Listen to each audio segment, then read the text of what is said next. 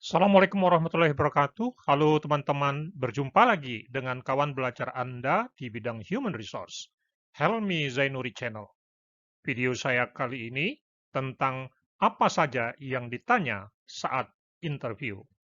Tanpa membuang waktu, yuk kita simak videonya.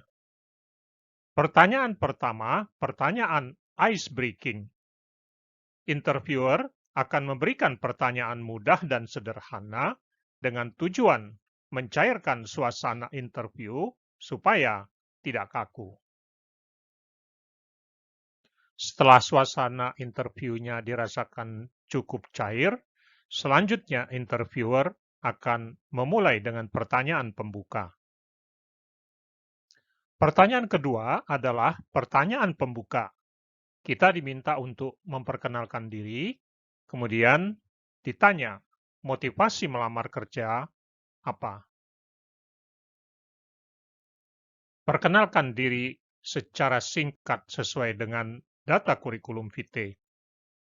Tampilkan diri dengan sikap yang bersahabat, mimi muka yang bersemangat, intonasi suara, dan ucapan yang jelas. Ucapkan salam, sampaikan data diri, pengalaman kerja, kemudian kompetensi yang kita punya, bahasa asing yang kita kuasai, dan beberapa hal lain yang menurut Anda merupakan plus poin diri Anda.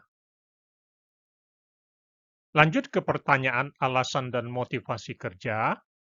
Maksud pertanyaannya adalah perusahaan ingin memahami apa tujuan dan ekspektasi kita terhadap perusahaan.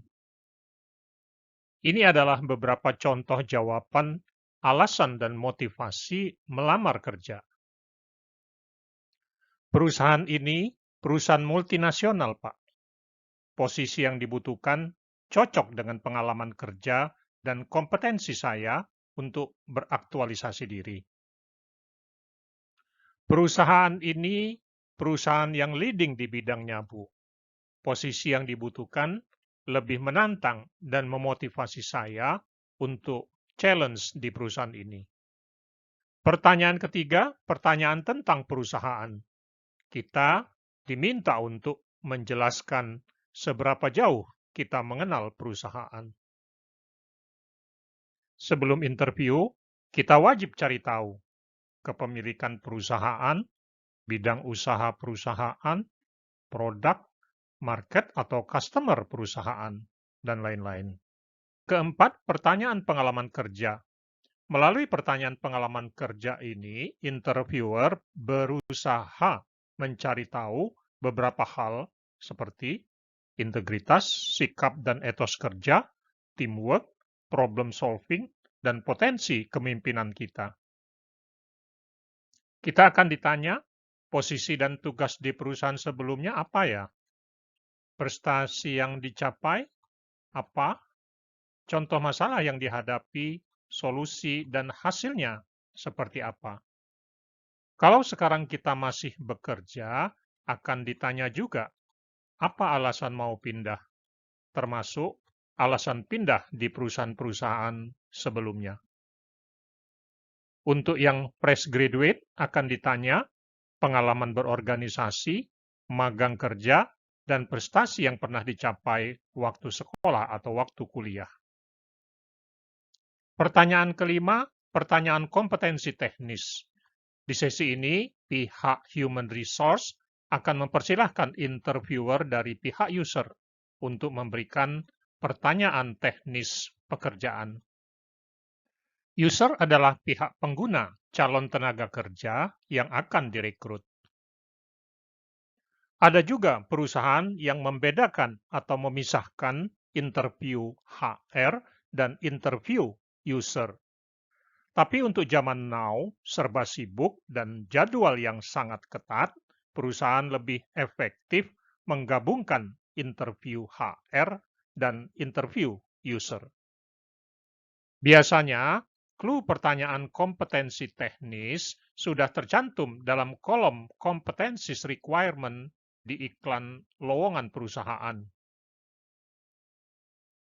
Ini adalah contoh pertama PT TKM butuh marketing representatif, dan ini adalah job kualifikasi dalam iklan lowongan kerjanya, dan kemungkinan beberapa pertanyaan kompetensi teknis yang akan disampaikan pada waktu interview adalah ini.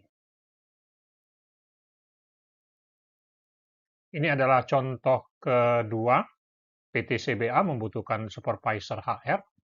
Ini adalah competencies requirement yang dicantumkan dalam iklan lowongan kerjanya, dan ini adalah beberapa kemungkinan pertanyaan yang berhubungan dengan kompetensi teknis. Pertanyaan keenam adalah pembuktian kompetensi teknis. Sesi ini mengarah pada seperti uji praktek sebagai pembuktian. Biasanya user akan memberikan 1 atau 2 kasus dan kita diminta untuk melakukan analisa kasusnya dan memberikan solusi. Semakin tinggi level, misalnya calon manajer, maka si calon diminta mempresentasikan analisa dan solusi masalah beberapa kasus yang telah diinformasikan sebelumnya. Pertanyaan ketujuh, closing interview. Kalau kita termasuk yang dipertimbangkan diterima, maka selanjutnya akan ditanya kapan siap mulai bekerja, upah, dan benefit yang kita minta. Kalau mereka nego, artinya peluang diterima di atas 80%. Dan interview akan ditutup dengan ucapan terima kasih dan memberi kesempatan kepada kita untuk bertanya. Tapi kalau sebaliknya yang terjadi, maka pertanyaan kapan siap mulai bekerja, upah dan benefit yang diminta tidak akan ditanyakan lagi oleh interviewer. Pada kondisi ini, kita harus bisa baca bahasa isyarat ini bahwa kita gagal atau fail dalam interview. Demikian video saya kali ini. Semoga bermanfaat. Salam sukses dan salam kompeten. Thank you for watching.